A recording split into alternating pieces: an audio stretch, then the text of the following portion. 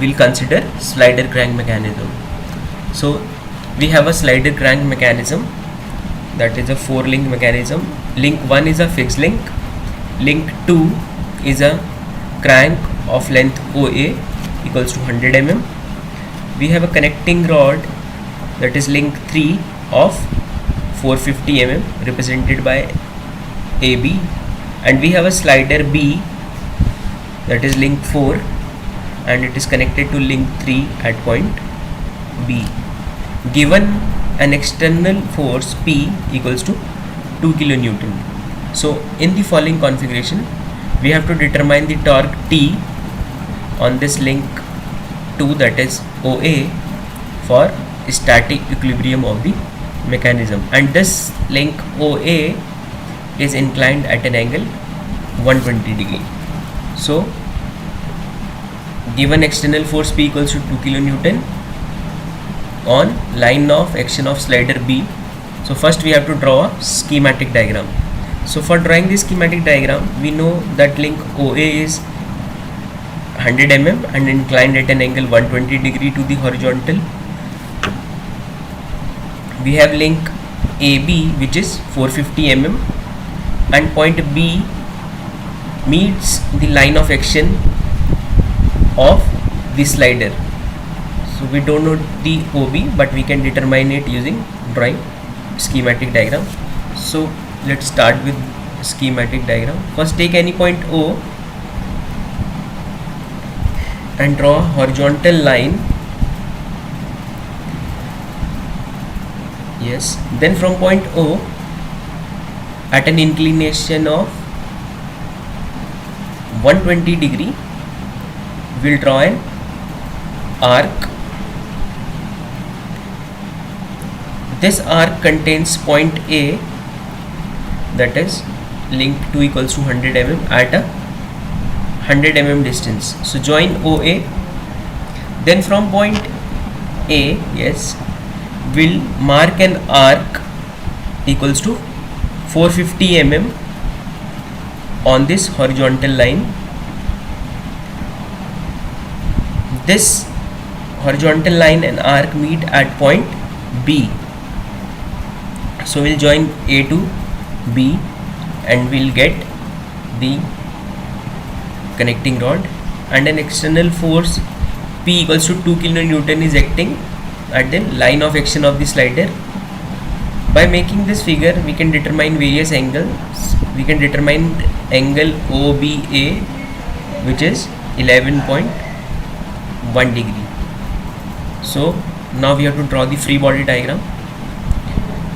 As in the previous lectures, we know that the condition required for a body with two forces to be in equilibrium, for the body with three forces to be in equilibrium, and the body with two forces and torque to be in equilibrium, etc.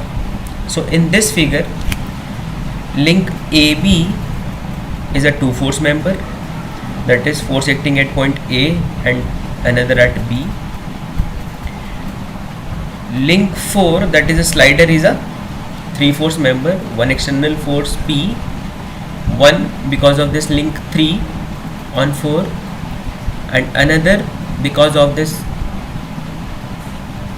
link 1 on 4, that is a normal force. So let's start with free body diagram. Consider link 3, that is a two force member, that is AB is a two force member. There are two forces which are acting on link AB. One is at A because of this link 2 on link 3, and another is at B because of this link 4 on link 3. So the force acting at point A because of this link 2 on 3 is F23, and force acting at point B because of this link 4 on 3 is F43. And we know that a mechanism is in static equilibrium, so its individual link are also in static equilibrium. Therefore the magnitude of this force F43 is equals to F23, and we also know that various forces acting at a point our constraint, that is F43 is equals to F34 but in opposite direction. Now we'll draw the free body diagram of link 4, that is a 3 force member. So various forces acting at point B will be, first the given external force P, that is 2 kilonewton along the line of action of the slider, that is in the horizontal direction. Then the normal force to the slider, that is F14.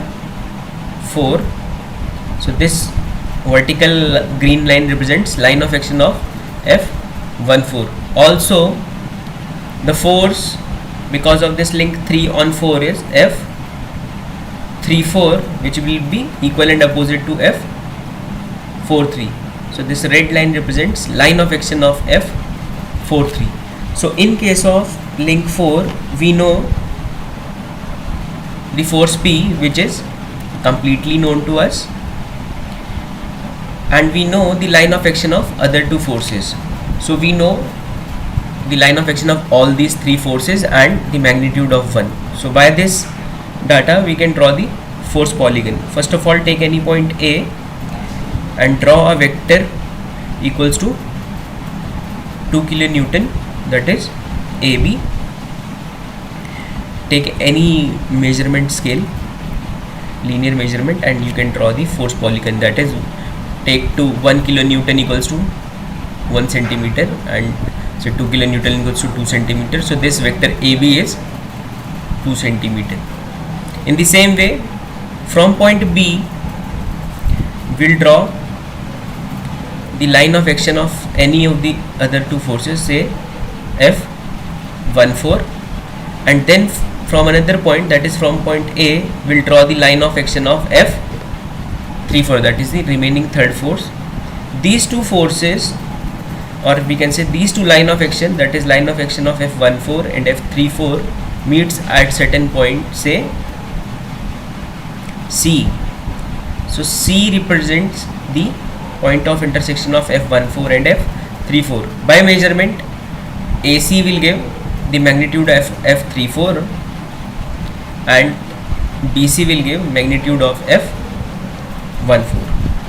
And as I said, by measurement we'll get AC as 2.4 kilonewton. So we got AC as 2.4 kilonewton, which represents force F34, which is equals to negative of F43, which is equals to F23, and which is further equals to negative of F32. So now we have drawn the free body diagram of link 2, link 3,